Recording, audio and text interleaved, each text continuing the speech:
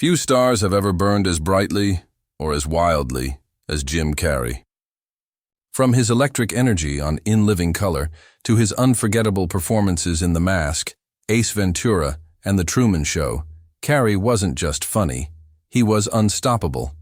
For years, he made the world laugh louder than anyone else.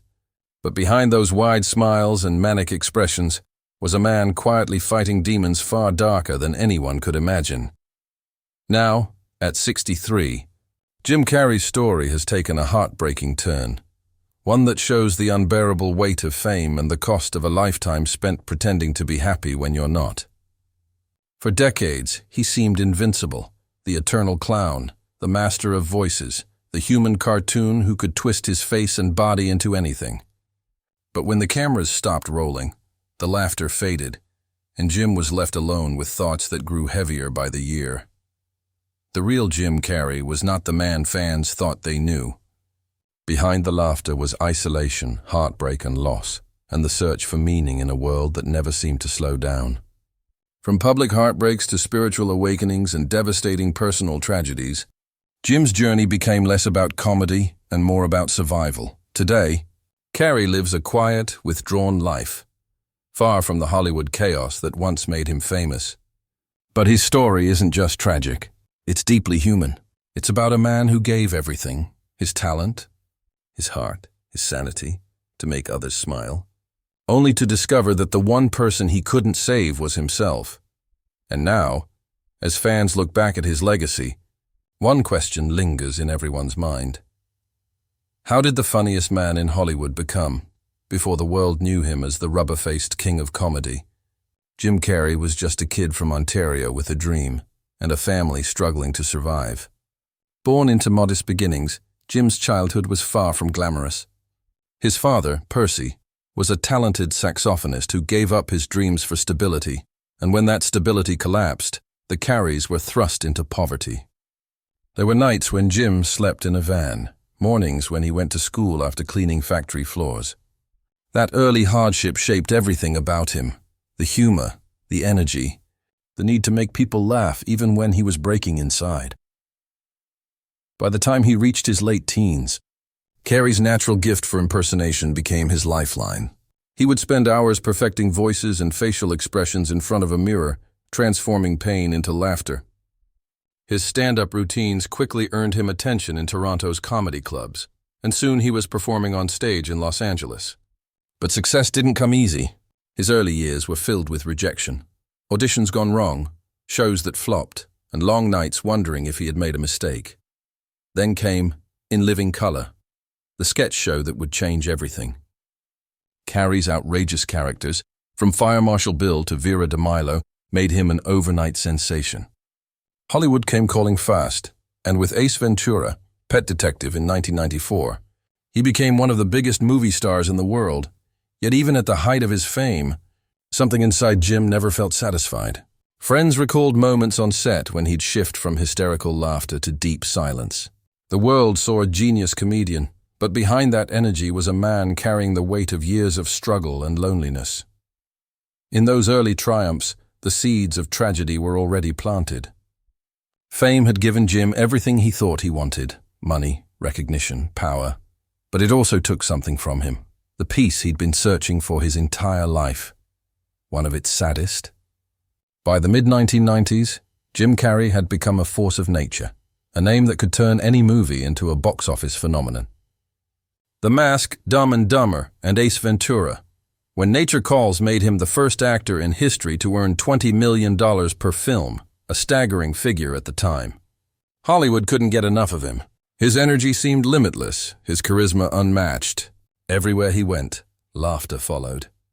But as Jim's fame exploded, his personal life began to crumble.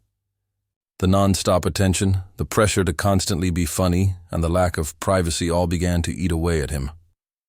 Friends said he often felt trapped by his public image, the clown who was never allowed to be serious.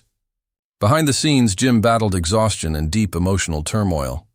Fame had turned him into an icon, but it had also isolated him completely. Then came a new chapter, one that revealed the depth of his talent and the darkness of his soul.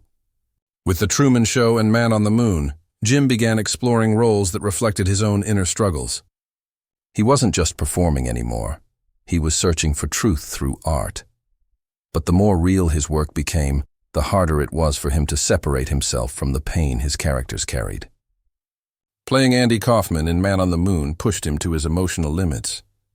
He later admitted that he felt like he lost his sense of self entirely during filming. His relationships, too, suffered under the weight of his fame. Marriages ended, friendships faded, and his once bright eyes began to reflect something different. Sadness, confusion, and longing.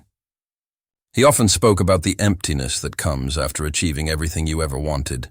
"I think everybody should get rich and famous," he once said, "so they can see that it's not the answer."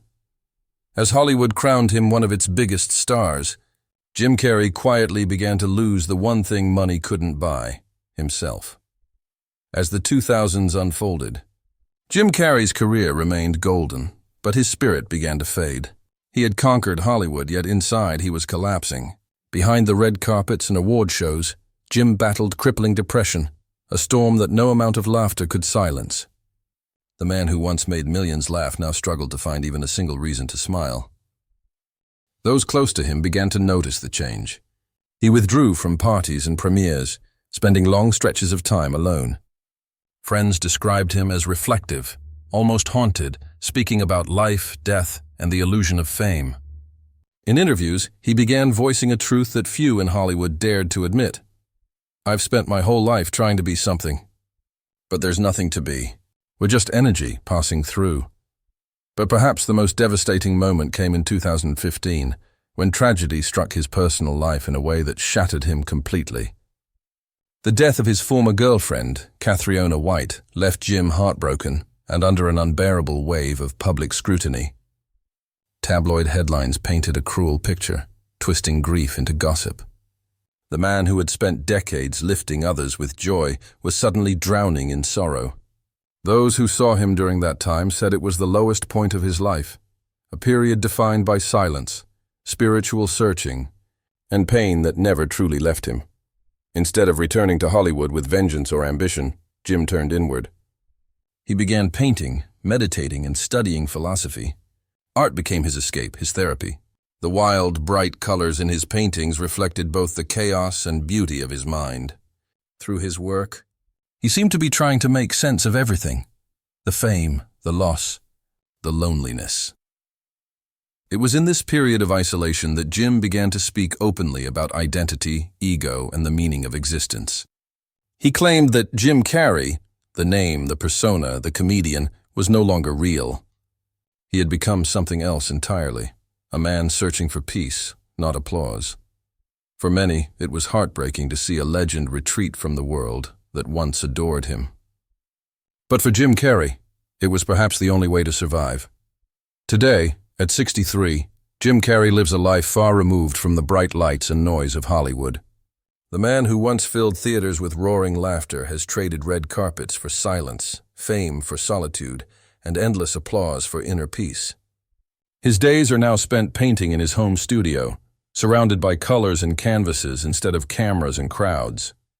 It's a life that looks simple, almost lonely.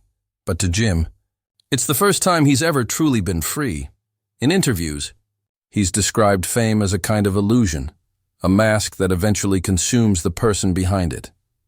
"I used to be a guy who was trying to make the world laugh," he said softly in one of his final public appearances. "Now I just want to be still enough to hear what life's trying to tell me." For a man who once lived to entertain, those words hit with quiet power. Jim has also become deeply spiritual, often speaking about the nature of consciousness and the illusion of ego. He says that all the success and all the pain led him to one truth, that happiness doesn't come from what you have or who you are, but from letting go. "I have enough," he once said. "I've done enough. I am enough." Still, fans can't help but feel a deep sadness when they see how much he's changed. The boundless energy, the contagious laughter, they've been replaced by stillness and introspection. Yet behind that calm exterior lies a man who has lived 1,000 emotional lives. who gave the world laughter even when he had none left for himself. His retirement from acting isn't a goodbye filled with regret. It's a quiet surrender. A recognition that peace is worth more than fame. And perhaps that's the greatest lesson Jim Carrey ever gave us. Not the jokes, not the characters, but the truth he discovered after all the chaos. You can have everything in the world and still lose yourself. But if you find peace, you've found it all.